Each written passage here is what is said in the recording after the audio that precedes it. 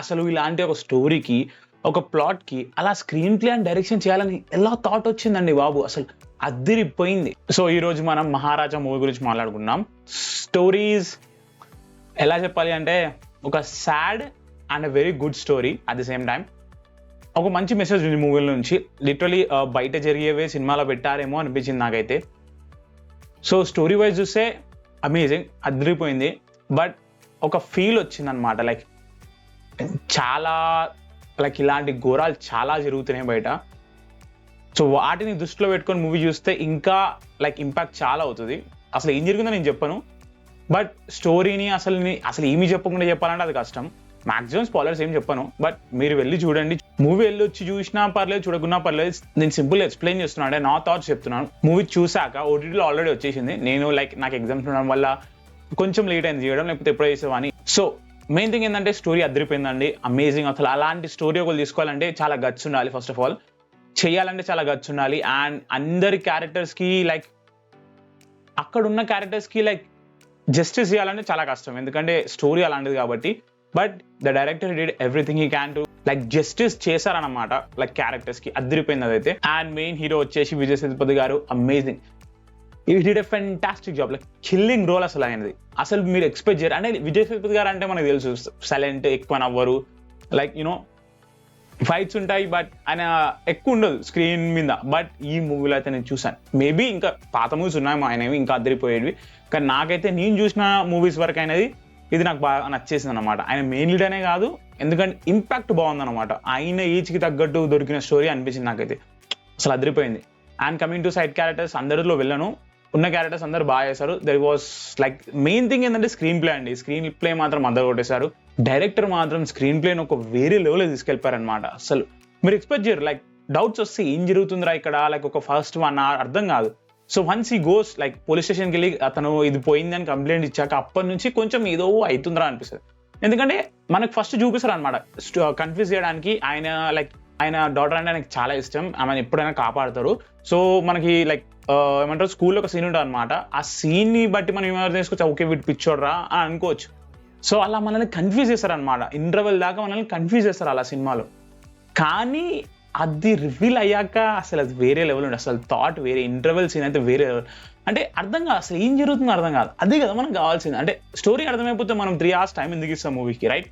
So అది మాత్రం అర్థమైపోయింది. 3 hours ఏం లేదు movie, 2 hours 20 or 2 hours 30 minutes ఉంది అనుకుంటా. సో అలా స్టోరీ వెళ్తూ ఉంటుంది స్లోలీగా సంథింగ్ అయితే కరప్షన్ ఉంటుంది, అది ఉంటుంది, normal police things, right? So అలా ఉంటుండదు అనమాట. స్టోరీ స్లోగా ప్రోగ్రెస్ అవుతూ ఉంటుంది.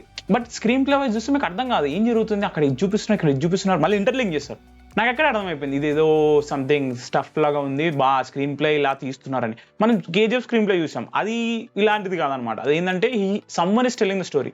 ఇక్కడ అలా కాదు, స్టోరీ అనేది ఇంటర్లింక్ అవుతుంది ఇట్లా స్క్రీన్ ప్లే. నేను చెప్పను అది ఏందో, చెప్పేస్తే మీరు మూవీ చూడారు. ఒకవేళ చూసినా ఓకే, నో ప్రాబ్లం. చూస్తే చూడకపోతే అంటే మీకు వచ్చేస్తుంది, థాట్ వచ్చేస్తుంది, వద్దు అది మనకి. వెళ్ళి చూడండి మూవీ, చూడకపోతే అదిరిపోయింది మూవీ అయితే. సో ఆ స్క్రీన్ ప్లే వెళ్ళే విధానం ఇంటర్వెల్ దగ్గర అర్థమవుతుంది. ఇంటర్వెల్ కొంచెం ముందు అర్థమవుతుంది కొంతమందికి, ఎక్కువ ఉన్న వాళ్ళకి. నాకైతే ఇంటర్వెల్ దగ్గర అర్థమైంది. దాని తర్వాత నెక్స్ట్ సీనే ఓకే ఇది అయింది ఏమో అని. సో ఇదంతా అయిపోయాక మీరు ఓకే సంథింగ్ అయింది, మీకు కొంచెం ఐడియా వచ్చింది అనుకుంటారు. But no, not at all. వేరే లెవెల్ ట్విస్ట్ ఇంకా మీకు ఎండింగ్ వరకు ఉంటాయి. ఎండింగ్కి ముందు కూడా ఉంటుంది, క్లైమాక్స్కి ఒక 20 minutes ముందు కూడా ఉంటుంది. క్లైమాక్స్ లో ఇంకా వేరే లెవెల్ ట్విస్ట్ ఉంటుంది అనమాట. ఏంటి అంటే screen play and direction was amazing. అలాంటి ఒక sad and beautiful and good message స్టోరీకి ఇలాంటి స్క్రీన్ ప్లే చేయడం అంటే అసలు అది ఇంపాసిబుల్. అసలు ఫస్ట్ ఆఫ్ ఆల్ అంటే ఇంపాసిబుల్ అని చెప్పలేను. ఎవరు థాట్ రాదనమాట. ఇలాంటి స్క్రీన్ ప్లే అందరూ యాక్షన్ మూవీస్, థ్రిల్లర్ మూవీస్ కి యూజ్ చేస్తారు. సో ఇలాంటి ఒక స్టోరీకి, బ్యూటిఫుల్ అండ్ సాడ్ స్టోరీకి చేయడం అంటే చాలా కష్టం. బ్యూటిఫుల్ ఎందుకంటున్నా అంటే ఫాదర్ అండ్ డాటర్ రిలేషన్షిప్ ఉంటుంది. సో వాళ్ళు వెళ్ళిన ట్రబుల్స్ ఏంటి, వాళ్ళకి జరిగిన ట్రబుల్స్ ఏంటో స్టోరీలో చూపిస్తారు. మిమ్మల్ని కన్ఫ్యూజ్ చేస్తుంటారు అనమాట. ఇంటర్వెల్ దాకా కన్ఫ్యూజ్ చేస్తూనే ఉంటారు. ఇంటర్వెల్ ఆ ఫైట్ దగ్గర ఏదో అయిందిరా అనిపిస్తుంది. ఎంబట్నే మళ్ళీ ఆ స్టోరీ మీకు తెలిసే టైంకి కానిస్టేబుల్స్ తోటి చెప్తుంటే, తను పోలీస్ స్టేషన్లో వాళ్ళు అంటారు, నువ్వు ఇక్కడికి వచ్చింది మాత్రం నువ్వు పోగొట్టుకున్న వస్తువు కోసం కాదు అని. అప్పుడు క్లిక్ అయిపోతుంది అనమాట. అంటే దానికి ముందే స్టోరీ అవుతుంది, we will know everything. But అక్కడ yes, so that was the reason he came. అంటే దీనికోసంగా ఆయన వచ్చింది అని ఆ రియలైజేషన్ అప్పుడు ఇక కొంచెం మనం అందరం డౌన్ అవుతున్నాం అన్నమాట. అక్కడ నుంచి టోటల్గా డౌన్ అయిపోయాను మూవీ మొత్తం. లిటరలీ ఆ సీన్ వస్తుంది పోలీస్ తోటి, ఆల్మోస్ట్ అందరు చూసేస్తారు ఆన్లైన్లో పెట్టి సంపా, నేను ఆల్రెడీ సీన్ చూసాను, నాకు అర్థం కాలేదు. కానీ అప్పుడు like after that scene, like interval తర్వాత జరిగిన సీన్ తర్వాత క్లారిటీ వచ్చేసింది అనమాట. సో అది అంత హై రాలేదు నాకు. So but the main thing high వచ్చింది ఏంటి అంటే దట్ క్లైమాక్స్, దట్ ట్విస్టబుల్ క్లైమాక్స్. చెప్తున్నాను క్లైమాక్స్ ట్విస్ట్ ఉంటుంది అని అంటే ఎస్, బట్ మీరు అట్లాంటిది ఎస్ ఎవరు ఎక్స్పెక్ట్ చేయరు. బిలీవ్ మీ, వెళ్ళి కూర్చొని నేను ట్విస్ట్ల మీద ట్విస్ట్ అని చెప్తున్నాను, క్లైమాక్స్ పిచ్చెక్కిపోతుంది, అస్సలు ఎక్స్పెక్ట్ చేయరు, అస్సలు అంటే అస్సలు ఎక్స్పెక్ట్ చేయరు. అలా ఉంది క్లైమాక్స్.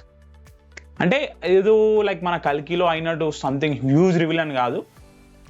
ఇట్స్ మీరు వెళ్ళి చూడండి, నేనేం చెప్పాను, మీరు వెళ్ళి చూడండి. And the ending of the movie was also good, అదిరిపోయింది ఎండింగ్ కూడా. సో ఇలాంటి ఒక స్టోరీని రియల్ లైఫ్లో జరిగే వాటిని సినిమాలో పెట్టి తీశారు. ఇది రియల్ స్టోరీయో కాదా నాకు తెలియదండి, ఆబ్వియస్లీ అవ్వద్దు అనుకుంటున్నాను, ఎందుకంటే అలాంటిది ఎవరికి జరగకూడదు, ఎవరికైనా జరగకూడదు. చాలా అంటే చాలా బాధాకరమైన విషయం అది. సో తప్పదు, ఎవరికి జరగకూడదు, కానీ ఇలాంటివి జరుగుతున్నాయి, అదే మనకు ప్రాబ్లం. బయట ఇంకా డీప్గా వెళ్ళొచ్చు, లైక్ మొత్తం మూవీ గురించి లైక్ బ్రేక్ డౌన్ చేస్తే, బట్ ఆ మూడ్లో నుంచి నేను ఇంకా బయటికి రాలేదు. లైక్ ప్రాసెస్ కావడానికి చాలా టైం పట్టింది నాకు. లిటరల్లీ వీడియో చేయాలనుకున్నాం కూడా టైం పట్టింది, షాక్ అయిపోయింది అసలు first use. But yeah, end of the day as a movie wise, as a story wise movie మాత్రం అదిరిపోయింది, అమేజింగ్. సో రేటింగ్ వచ్చేస్తే, రేటింగ్ ఎస్ ఆబ్వియస్లీ 9/10. అంటే జాన్రా ప్రకారం చూస్తే 9/10 ఈజీలీ. కల్కి కూడా 9/10 ఇచ్చాను, బట్ అది డిఫరెంట్ జాన్ అనమాట, action and the mythological story, that is different. ఇది ఒక డ్రామా ప్లస్ ఆ గుడ్ స్టోరీ, ఆ బ్యూటిఫుల్ స్టోరీ, ఆ సాడ్ స్టోరీ. సో దీని ప్రకారం చూస్తే ఎస్ 9/10 ఇవ్వచ్చు. The main reason is screen play and direction.